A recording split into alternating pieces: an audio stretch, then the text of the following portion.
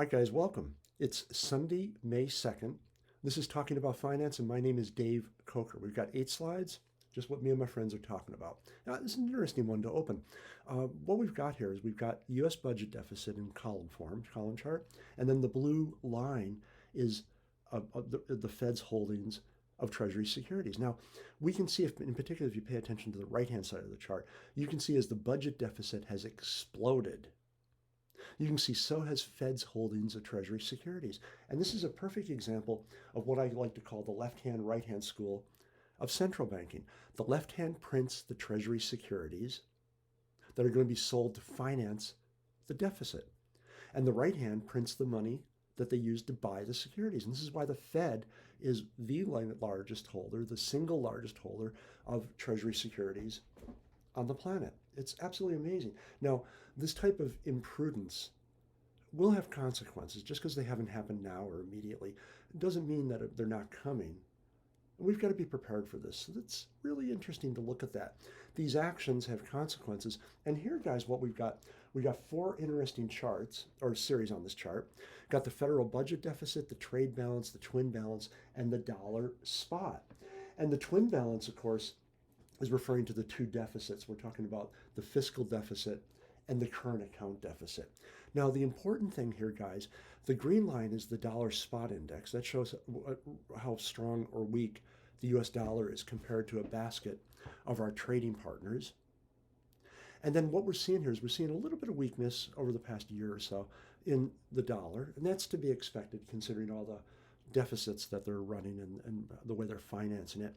But we can also see the trade balance totally collapsed. And you can also see the twin balance totally collapsed. There's been huge, huge drops as a percentage of GDP. It's a very disturbing thing. And as we mentioned, these actions do have consequences. Here's part 2 of actions have consequences. What we've done in the United States is we have weaponized the US dollar. And America is not shy about placing sanctions and doing other things to nations when they're displeased. We should be talking to the Russians. Instead, what we've done is we're driving them away from our currency. We're causing the relationship to become more distant. And you can see here, what we've got is over time, we've got the percentage of 3 different currencies that they use in their export business. So the dollar, the euro, and the ruble.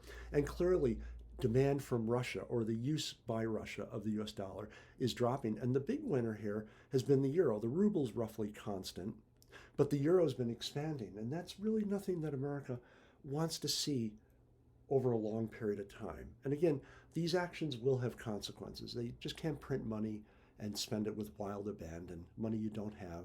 And furthermore, you can't weaponize the dollar, weaponize your currency, and expect other nations to continue to hold it. And we're seeing this with China, by the way. We'll take a look at that perhaps next week. Well, I guess you like to eat.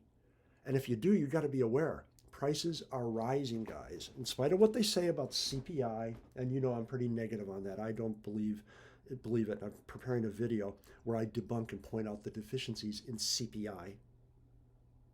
That'll come out in about a week. But overall, what we've got here is we got the Bloomberg Spot Index, agricultural spot index. And what we're doing is we're looking at the changes. We're looking at the level. And you can see over the past 18 months or so, we're seeing a huge run up in commodity prices. Guys, this is a basket of agricultural commodities and it's soaring.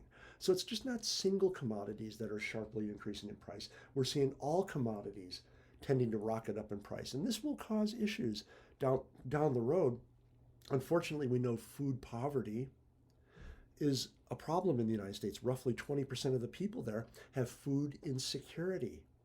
In other words, they don't know if they can afford to eat even when inflation is relatively benign, let alone when this garbage happens. This is going to be really punishing for certain people in our society. And when we eat, this is an interesting one. When we eat, we know recently the news has come out about there's chicken shortages in America. And so I poked around, me and my friends were chatting about this. Poked around, I found this chart. This is really wild. So we're going back all the way back to 1909, and we're looking at different meat that people will eat: beef, chicken, are the ones of interest. Lamb is really interesting as well. When you take a look at this, Lamb is the yellow line. And you can see if you look on the left-hand side of the chart, yellow is roughly at the 50%. You can sort of see it there. And you can see that lamb is pretty much collapsed in the States. We just don't eat that lamb anymore. Beef, same amount of beef roughly as 1909. The big winner has been the green line at the top. You can see right where it's labeled total meat. It's a little deceptive. You have to look at the legend at the bottom.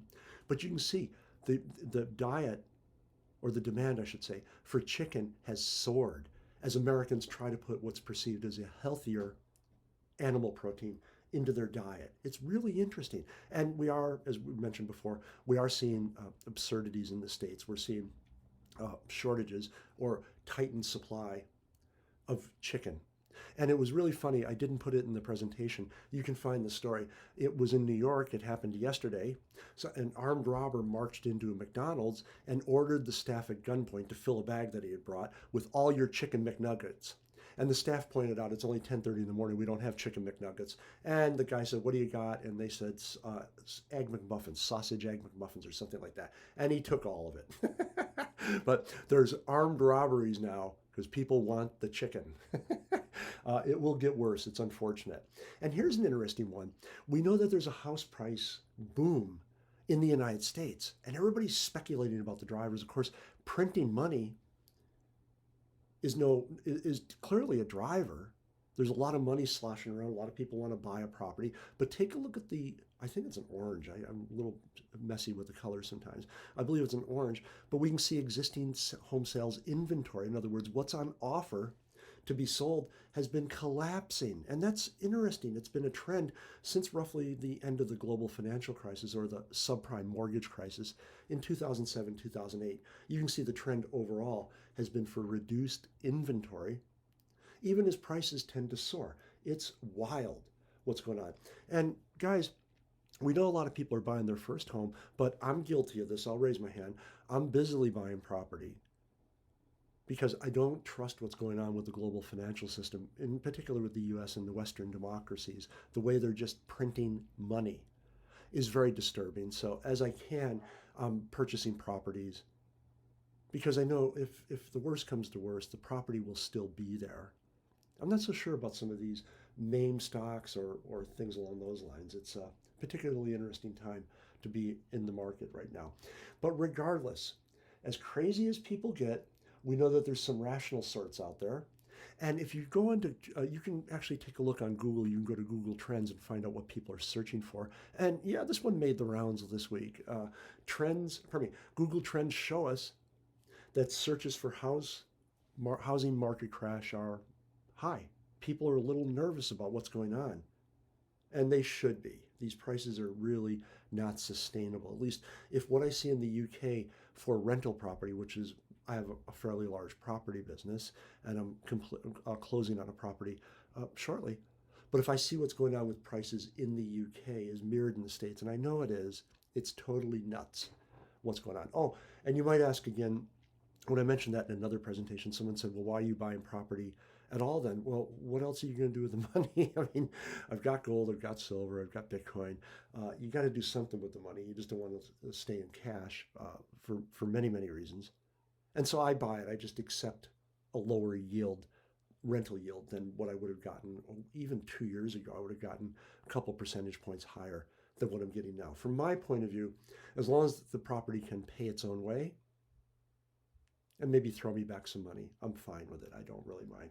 Oh, and speaking of Bitcoin, this is an interesting one. Yeah, you kind of laugh about this stuff. This guy, I can't remember his name, he ran an interesting experiment. He started January 1st of this year. He put $1,000 into 6 different coins. So we got Dogecoin, Solana, Binance Coin.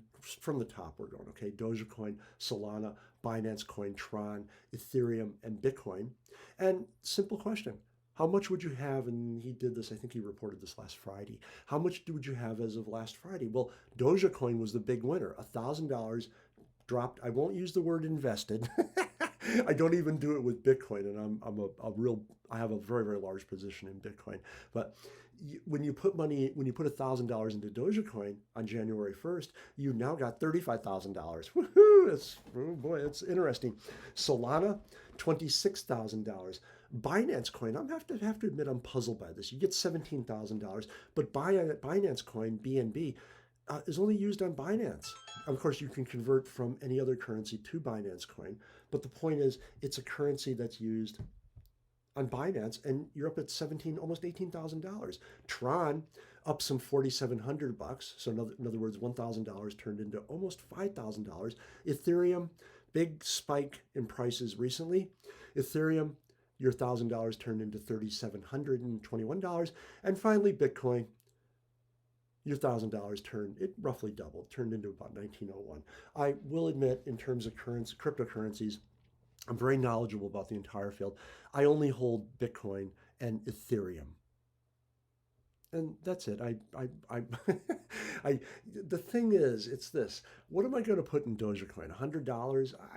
I don't know about that. I just don't want to do it because even the creators say it's a joke coin, and you don't know what's going to happen. But it's always cool to look at these returns. I just wish these people luck, and I hope they get out before it crashes. All right, guys, thanks very much for your time today. Have a great and profitable week. Markets are on fire. I'm minting it. I hope you are too. Take care.